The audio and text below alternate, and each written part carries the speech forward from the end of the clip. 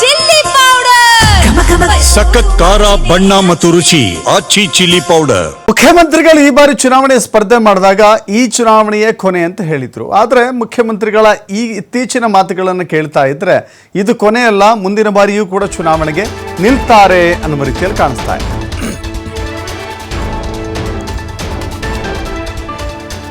ಚುನಾವಣಾ ರಾಜಕೀಯದಿಂದ ನಿವೃತ್ತಿಯನ್ನು ಪಡಿತೀನಿ ಅಂತ ಹೇಳಿ ಮುಖ್ಯಮಂತ್ರಿಗಳು ಹೇಳಿದ್ರು.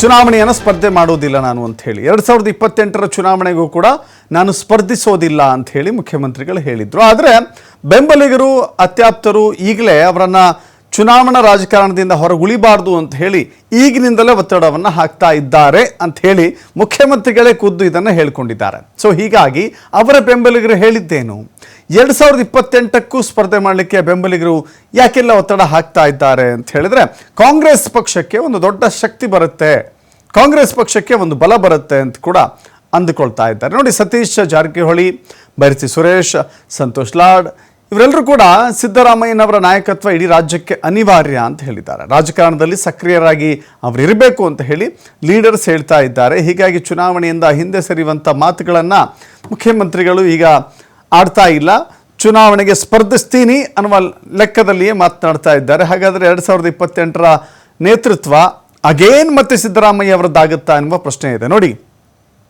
ನಾಯಕತ್ವ ಬದಲಾವಣೆ, ಪವರ್ ಶೇರಿಂಗ್ ವಿಚಾರ ಬಂದಾಗ ನೇರವಾಗಿ ಹೋಗಿ ರಾಷ್ಟ್ರ ರಾಜಧಾನಿ ದೆಹಲಿಯಲ್ಲಿ ಕುಳಿತುಕೊಂಡು ಅಲ್ಲೊಂದು ಪ್ರೆಸ್ ಮೀಟ್ ಮಾಡ್ತಾ ಹೇಳ್ತಾರೆ, 5 ವರ್ಷ ನಾನೇ ಮುಖ್ಯಮಂತ್ರಿ ಅಂತ. 5 ವರ್ಷ ನಾನೇ ಮುಖ್ಯಮಂತ್ರಿ, ಜೊತೆಗೆ ಮುಂದಿನ ಚುನಾವಣೆಯ ನೇತೃತ್ವ ಕೂಡ ನಂದೆ ಅಂತ ಹೇಳ್ತಾರೆ. ಸೊ ಅಲ್ಲಿಗೆ ಅದು ಡಿಸೈಡ್ ಆಗಿರುವ ರೀತಿಯಲ್ಲೇ ಕಾಣಿಸ್ತಾ ಇದೆ. ಸೊ ಇನ್ನು 2.5 ವರ್ಷ ಇದೆಯಲ್ಲ, ಅದು ಅಬಾಧಿತ ಆಗಲಿಕ್ಕೆ ಇದೊಂದು ದಾಳ ಉರುಳಿಸ್ಬಿಟ್ರೆ ಸಿದ್ದರಾಮಯ್ಯ ಅನ್ನುವ ಚರ್ಚೆಗಳು ಕೂಡ ರಾಜಕೀಯ ಪಡಸಾಲೆಯಲ್ಲಿ ನಡೀತಾ ಇದ್ದಾವೆ. ನಿನ್ನೆ ಹೇಳಲ್ಲ ಸಿ ಎಂ ಅವರು ಹೇಳಿದ್ದಾರೆ, ಈಗ 2ನೇ-3ನೇ ಸಾರಿ ಹೇಳೋದು ಅವರು. ಸೊ ಅದ್ರ ಹೇಳಿದ ಮ್ಯಾಗ ಮತ್ತೆ ನಾವು ಅದಕ್ಕೆ ಎಂಡರ್ಸ್ ಮಾಡೋದು ಅವಶ್ಯಕತೆ ಇಲ್ಲ. ಅವರು ಹೇಳಿದ್ದಾರೆ 5 ವರ್ಷ ಇರ್ತೀವಿ ಅಂತ. ಇನ್ನು ಅದ್ರ ಬಗ್ಗೆ ಸಿ ಎಂ ಹೇಳಿದ್ಮ್ಯಾಗ ನಾವು ಹೇಳೋದು ಅವಶ್ಯಕತೆ ಇಲ್ಲ. ಇನ್ನು ಅವರೇ ಹೇಳ್ಬೇಕು, ಸಿ ಎಂ ಅವ್ರು ಹೇಳಿದ್ಮ್ಯಾಗ ಇನ್ನೇನು ನಾವು ಹೇಳೋಕ್ಕಾಗಲ್ಲ. ನಿನ್ನೆ ಹೇಳಿದ್ದಾರೆ, ನಿಮ್ಮ ಮುಂದೆ ಹೇಳಿದ್ದಾರೆ. ನಿನ್ನೆ ಸಿಎಂ ಅವರು ಸರ್ ಹೈಕಮಾಂಡ್ ಒಪ್ಪಿದ್ರೆ ಅನ್ನೋ ಒಂದು ವರ್ಡ್ ಸೇರಿಸಿದ್ದಾರೆ. ಇದು ಪವರ್ ಶೇರಿಂಗ್ ಇಲ್ಲ ಅಂತ ಮುಂಚೆ ಹೇಳ್ತಾ ಇದ್ರು. 5 ವರ್ಷ ನಾನೇ ಸಿಎಂ ಅಂತ ಖಡಕ್ ಆಗಿ ಹೇಳ್ತಾ ಇದ್ರು. ಆದ್ರೆ ಈಗ ಹೈಕಮಾಂಡ್ ಒಪ್ಪಿದ್ರೆ ಅಂತ ಹೇಳ್ತಿದ್ದಾರೆ. ಯಾವಾಗಲೂ ಸಿ ಎಂ ಅವ್ರು ಹೇಳಿದಾಗ ಹೈಕಮಾಂಡ್ ಅಂತ ಹೇಳಿದ್ದಾರೆ, ಅವ್ರ ರೆಫರೆನ್ಸ್ ಒಂದೇ ಹೇಳಿದ್ದಾರೆ. ನಿನ್ನೆ ಕೂಡ ಹೇಳಿದ್ದಾರೆ, ಮುಂಚೆ ಕೂಡ ಹೇಳಿದ್ದಾರೆ. ಹೈಕಮಾಂಡ್ ಅಂತ ಎಲ್ಲೂ ಕೂಡ ಅವರು ಅದನ್ನ ಪದ ಬಳಸಿದ್ದಾರೆ, ಬಳಸಿಲ್ಲ ಅಂತಿಲ್ಲ, ಬಳಸಿದ್ದಾರೆ. ನಿನ್ನೆ ಹೇಳಲ್ಲ ಸಿ ಎಂ. ರಾಜಕಾರಣದಲ್ಲಿ 98-95 ಆದವರು ಕೂಡ ಇನ್ನ ಇದ್ದಾರೆ.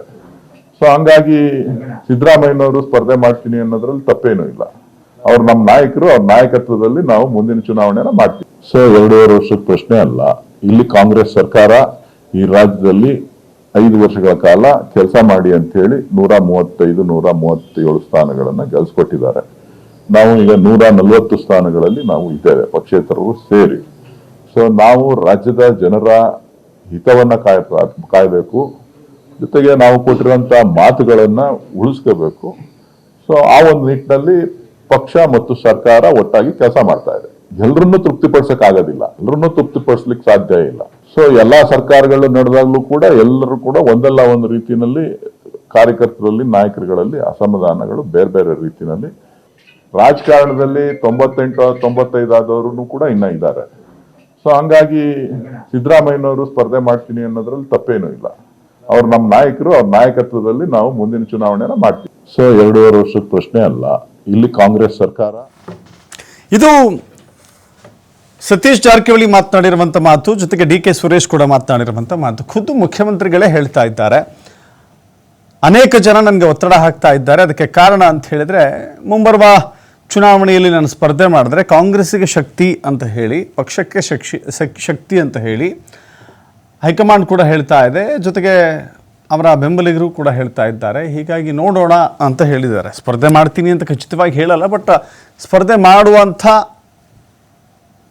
ಪರಿಸ್ಥಿತಿ ನಿರ್ಮಾಣವಾಗ್ತಾ ಇದೆ ಅನ್ನೋದನ್ನು